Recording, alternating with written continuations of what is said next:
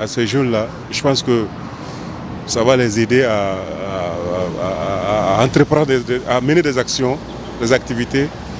Voilà. Effectivement, c'est une des solutions pour lutter contre le chômage et la délinquance juvénile. Parce que quand les jeunes travaillent, on aura moins de délinquants. Bon, moi je pense que c'est une bonne initiative. Nous voyons d'abord également l'état de notre pays. Donc du début à leur arrivée jusqu'à aujourd'hui, ils sont en train de traverser vraiment de différentes difficultés.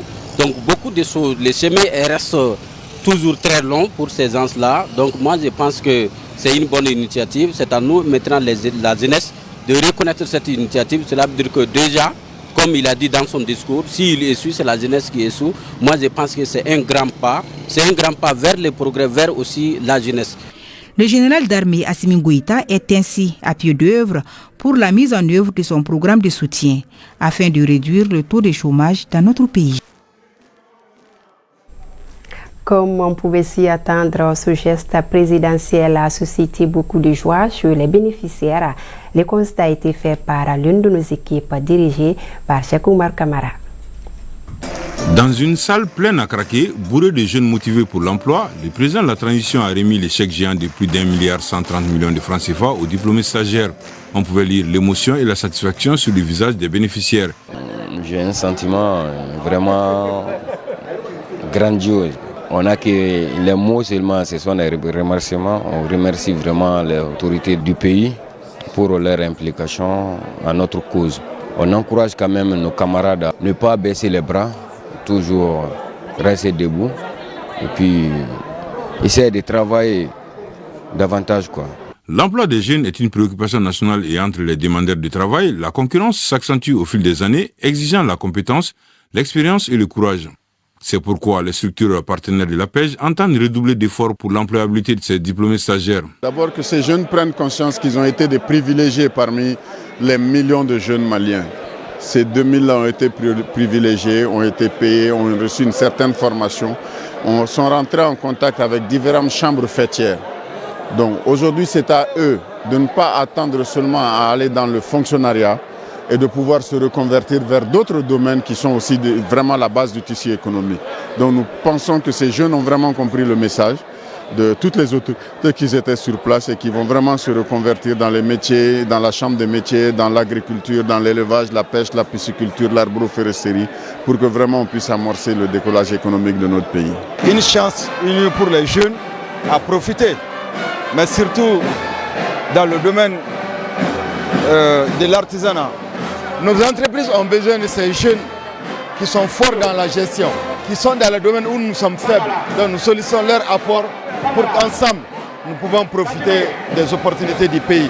Donc ils seront les bienvenus dans nos entreprises pour nous aider à bien gérer, à tenir nos comptabilités et à aller de l'avant. Les participants à la cérémonie apprécient cette initiative pleine d'espoir pour l'employabilité des jeunes à sa juste valeur. Je suis très heureux, très content par cette activité qui donne espoir aux jeunes. Et ça donne beaucoup d'opportunités aussi pour les jeunes diplômés qui ont fait leur stage dans les différents services publics et privés. Et puis c'est la première fois qu'un président de la République donne des chèques géants comme ça, en encourageant les jeunes pour continuer. Et merci pour les présidents de la transition et félicitations pour les jeunes aussi. Aujourd'hui, je suis très joyeuse et j'invite mes frères et mes sœurs de serrer la ceinture et de chercher à se battre tous les jours. J'ai eu la chance de bénéficier de ce stage, merci à l'APEJ. Les 2500 diplômés stagiaires sélectionnés parmi 23 500 jeunes candidats sont donc moralement appelés à la tâche. C'est là avec comme cheval de bataille le courage et le patriotisme. 3 nouvelles salles de classe pour la maternelle et 5 autres pour les cycles primaires.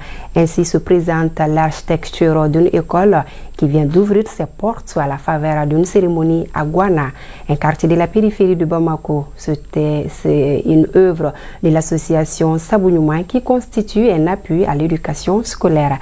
C'est ce que nous dit Mariam Boubacar Maïga. Ce bâtiment flambant neuf est une nouvelle école au bénéfice des enfants du village de Gouana. Composée de 3 salles de classe pour la maternelle et 5 salles de classe pour le niveau primaire, cette réalisation est à l'actif de l'association Sabounyuma. C'est d'aider mes prochains, les femmes, les enfants et les hommes aussi. Donc la motivation, elle est là, elle a toujours été là, à fond, la caisse. Pour aider le Mali surtout, les jeunes, les adultes, tout le monde. J'aime bien tendre la main à mes proches. J'aimerais bien que ces jeunes qui sont là deviendront des futurs directeurs, ministres ou enseignants, comme ici, ou des docteurs. J'aimerais bien, mais j'aimerais les accompagner jusqu'à aller plus loin. Mais c'est aux familles, aux parents, d'envoyer leurs enfants à l'école. À quelques mètres de la nouvelle école se situe une autre réalisation de l'association. Il s'agit de cette maternité qui a enlevé une épine du pied des habitants de Gouana, surtout les femmes. Nous sommes très contents de la réalisation de l'association Sabounyuma. Elle a construit la toute première maternité de Gouana. Nous ne pouvons que saluer l'association. L'association Sabounyuma a beaucoup apporté dans notre village. L'association a construit une maternité, faire la clôture du CESCOM, des matériels sanitaires. La population en a beaucoup bénéficié. Ça a contribué vraiment au développement et à la santé même de la population. Le choix porté sur le village de Gouana pour accueillir ces réalisations n'est pas fortuit, nous apprend la présidente de l'association, Nene Guissé, présidente de l'association Sabounyuma. J'étais partie en vacances au Mali, à Bougouni.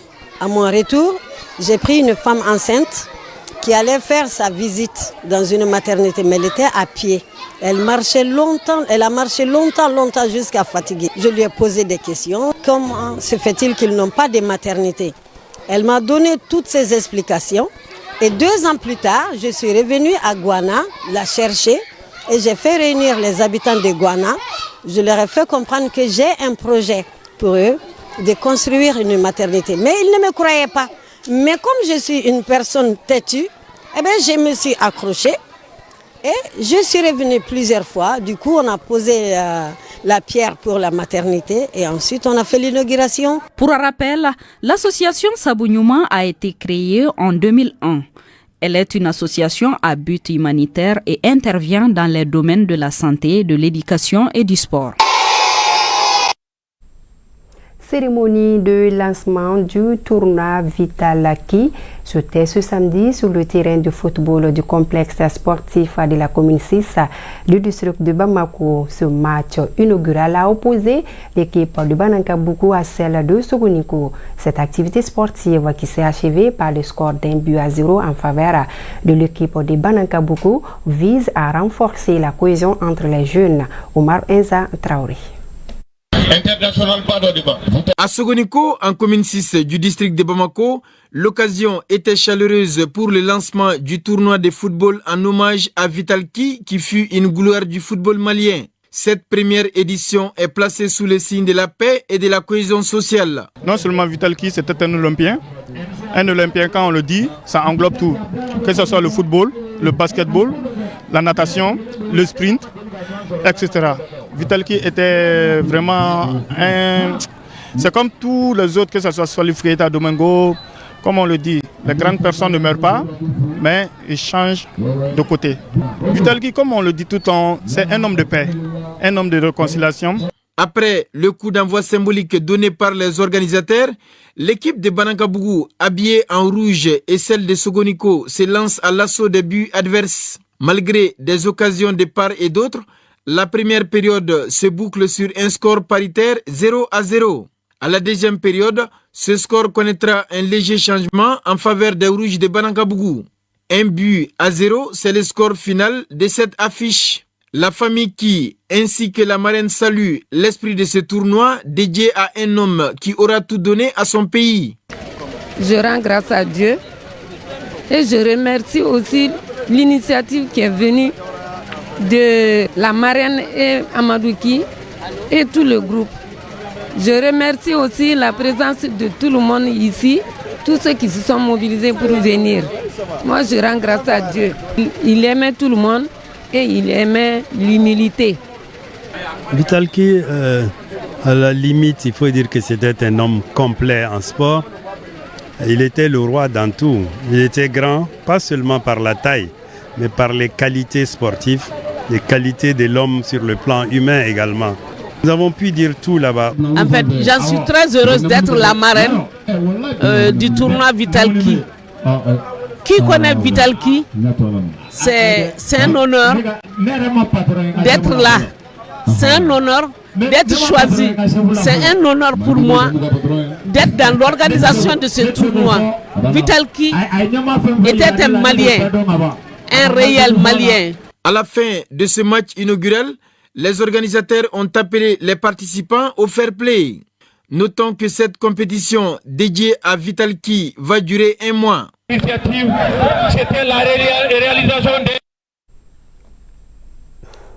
Fin de cette édition, toute l'équipe de réalisation par ma voix vous remercie de l'avoir suivi. Ensemble, soutenons nos femmes.